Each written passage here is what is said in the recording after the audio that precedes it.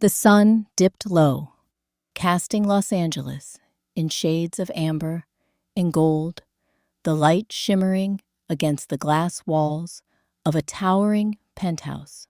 The day's last glow seeped into every corner, draping the luxurious interior in a hazy warmth.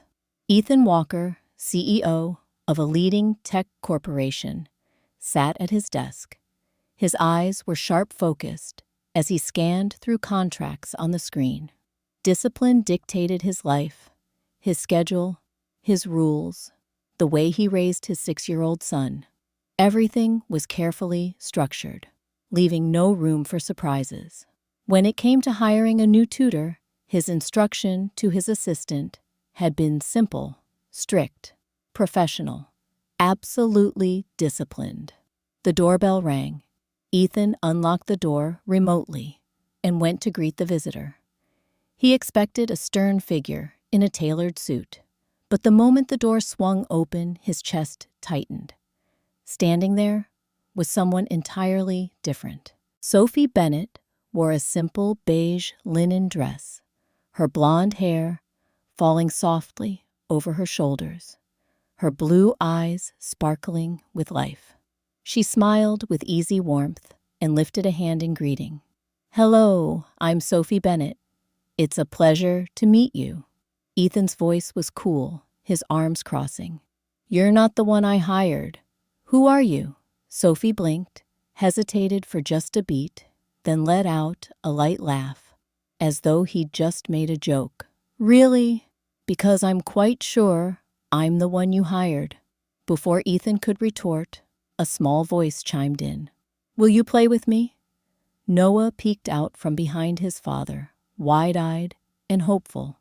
Sophie crouched down with a warm smile, and Noah ran to her instantly. Ethan exhaled, resigned. There wasn't enough time to restart the hiring process. "Fine, but only for a week," Sophie winked.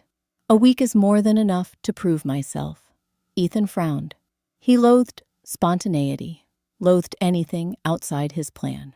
Yet a strange unease stirred in him, a feeling he had never allowed himself to experience. The next morning, while Noah munched happily on toast, Ethan was preparing to leave for work.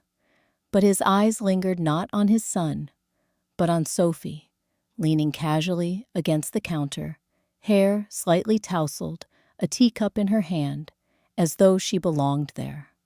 "This is just a trial," he reminded firmly.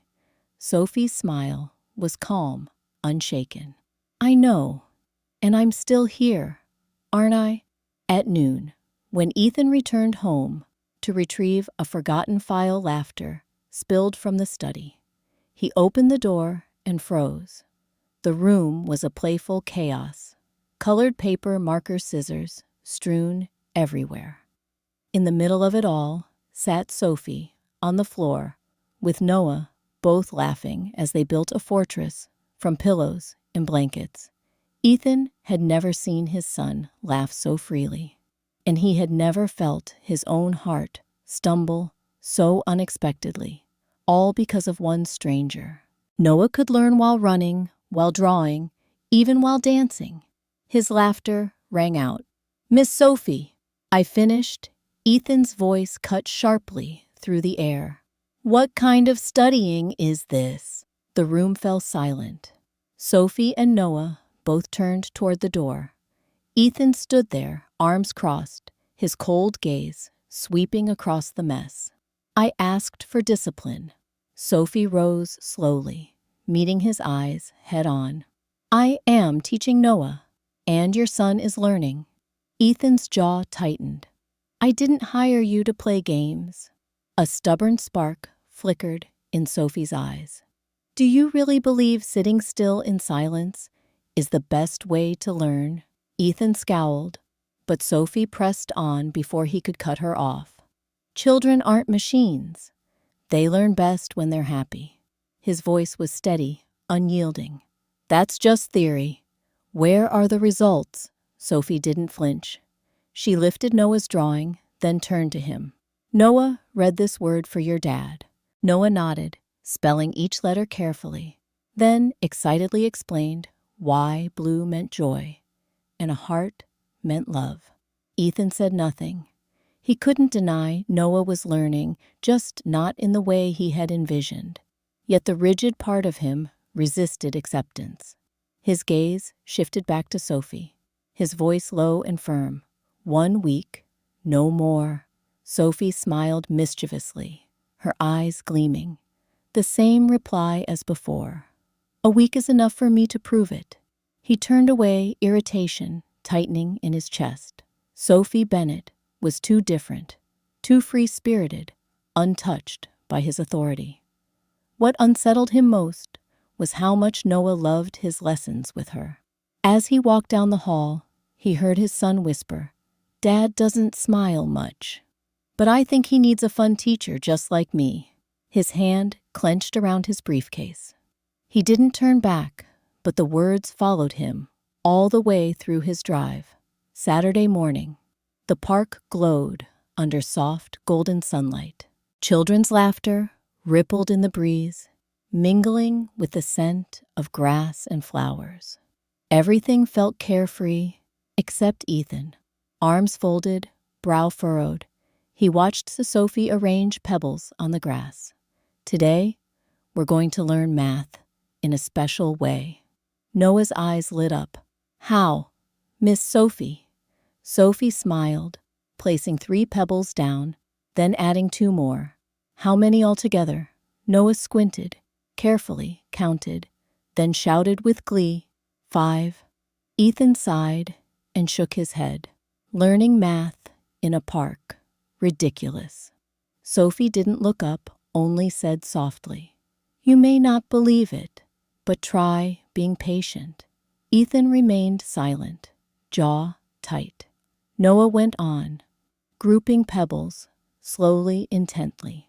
Sophie never rushed him, never scolded when he slipped, only let him correct himself. And somehow, Noah learned faster. Sophie placed 7 pebbles, then took away 3. How many are left? Noah hesitated for a moment. Then his eyes lit up. 4. There are 4. Ethan froze. His son had never grasped concepts this quickly. He muttered under his breath, but Sophie only glanced at him briefly, saying nothing. He stood still, unable to deny it. This method worked. It wasn't just a lesson, it was a shift. Sophie didn't enforce, didn't impose. She let discovery lead the way. Ethan had never seen anyone teach Noah like this. Inside him, something stirred, small, but undeniable. Sophie Bennett wasn't just another tutor. She was the one forcing him to confront himself. But Ethan pushed the thought aside, convincing himself that sooner or later, everything would fall apart. He told himself that as he sat alone in his office under the harsh fluorescent lights, he needed distance. He needed order. And yet, something small had slipped through the fortress he had built around his heart. He wasn't sure how it ended up on his desk. Perhaps Noah had left it there earlier when he came running in for a hug. Ethan had been too busy to notice. A drawing, messy, crayon strokes but vibrant. 3 figures. A tall man in a black suit, a woman with gentle eyes and wavy hair, and in between them, a little boy holding both their hands. Ethan's chest tightened. He knew exactly who they were. Beneath the picture, in shaky, childish handwriting, were the words, "Happy Family." His hand clenched the paper. A storm surged inside him. Chaos denial, a nameless fear. Family. He and Noah, yes, but Sophie, she wasn't family. She was just a tutor, a temporary outsider. And yet, within a single week, Noah had drawn her as an inseparable part of them. No, this couldn't continue. Ethan rose abruptly, the drawing trembling in his grip. His mind coiled tight like a steel wire. What had Sophie done to make Noah cling to her like this? Was it deliberate? Was she trying to wedge herself into their world? He couldn't allow it. Ethan Hale had never let anyone breach the walls he built. That night, the decision was made. Noah was sitting on the floor, playing with Lego blocks. He looked up, eyes sparkling, when he saw his father. "Dad, Miss Sophie is coming again tomorrow, right?" Ethan hesitated. He looked into his son's eager eyes, his chest heavy. Sophie had come too close to them both, and it had to stop. He tightened his grip on the drawing. "Noah," his voice was low, firm. "Tomorrow will be Miss Sophie's last lesson." Noah froze. "What? Why, Dad? I've made my decision." The boy's lips pressed tight, his eyes filling with tears. "But I like Miss Sophie. She makes learning fun. You can't send her away." Ethan drew a deep breath. "She can't stay here forever, Noah." "Why not? She's family." The word cut like a knife. Family. Tears slid down Noah's cheeks. "Please, don't make her leave." Ethan turned away, unable to face those tears. But his decision didn't waver. Protecting his family meant drawing a line the only way he knew how. Noah burst into sobs, running to his room. The door slammed shut. Ethan stood frozen, emptier than he had felt in years. The next morning, Sophie arrived. But Noah didn't rush to greet her. He hid in his room, cheeks still stained with tears. Sophie turned to Ethan, her eyes searching. "What did you tell him?" Ethan inhaled slowly, his voice even. "The contract's over. Today will be the last lesson." Sophie studied him, sorrow flickering in her gaze. "Does Noah get a choice in this? Or is this just another thing you need to control?" Ethan said nothing. She nodded faintly, sighing. "Then I'll say goodbye." At the door, she paused, turning back to look him in the eye. "You're not just hurting Noah. You're hurting yourself."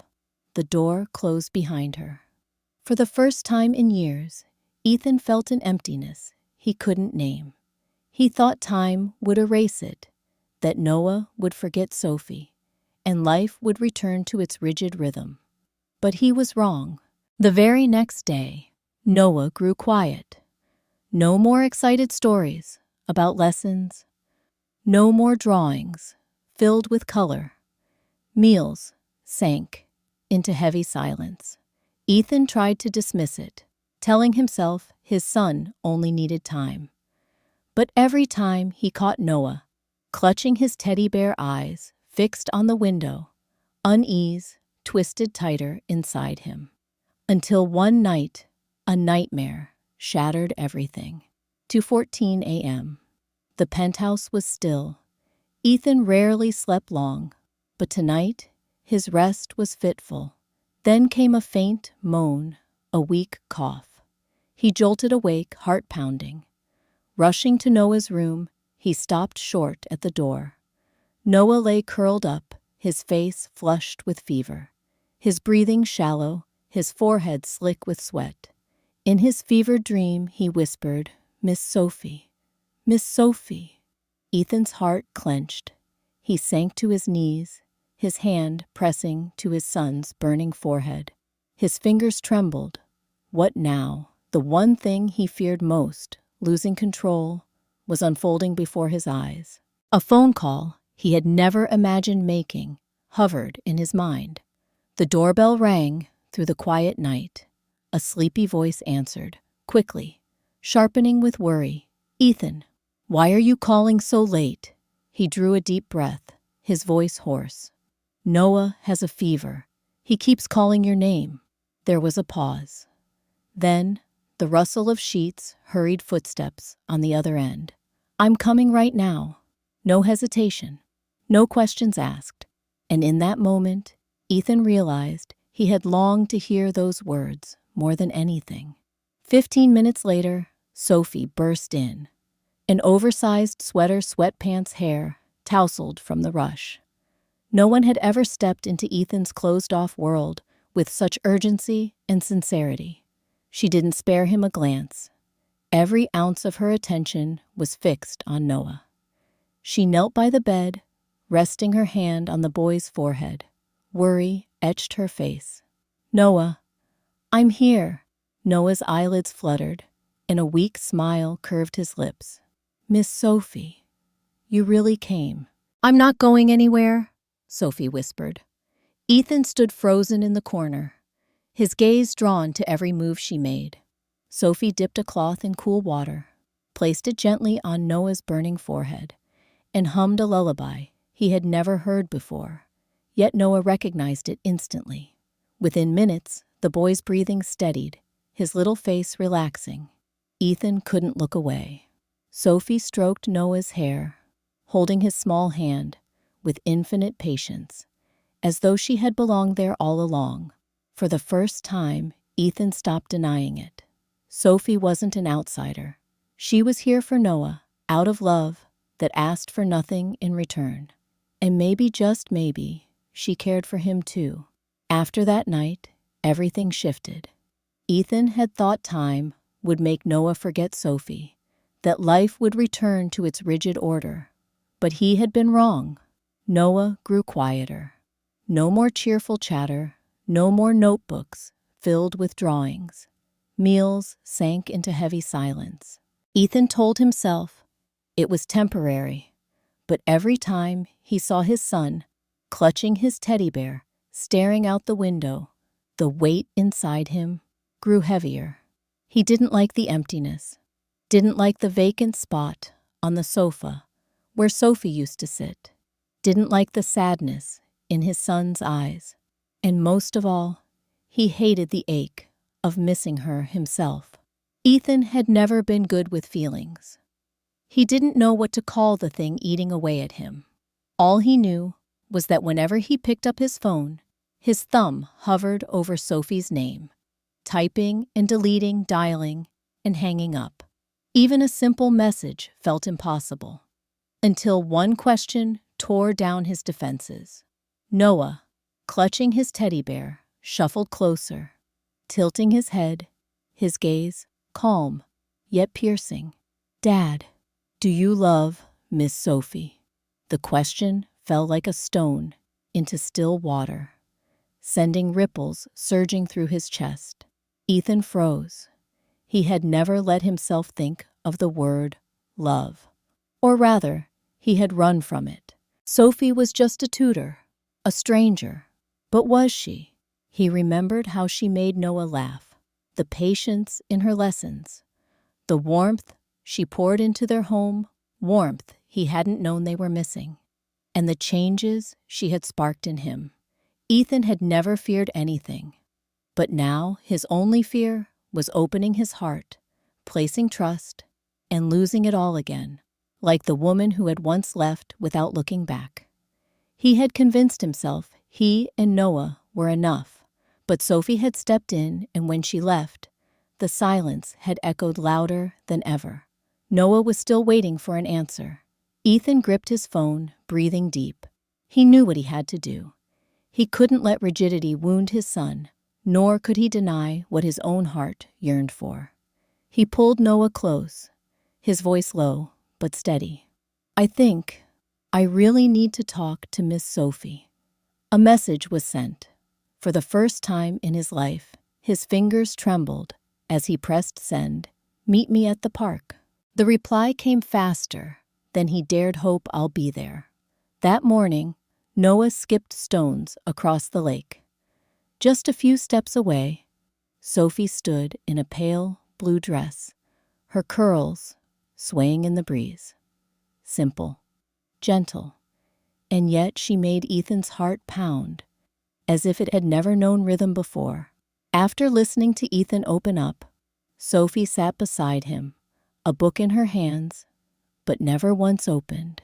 She quietly watched Noah, her lips curving into gentle smiles from time to time, as if the boy's happiness naturally spilled over into her own.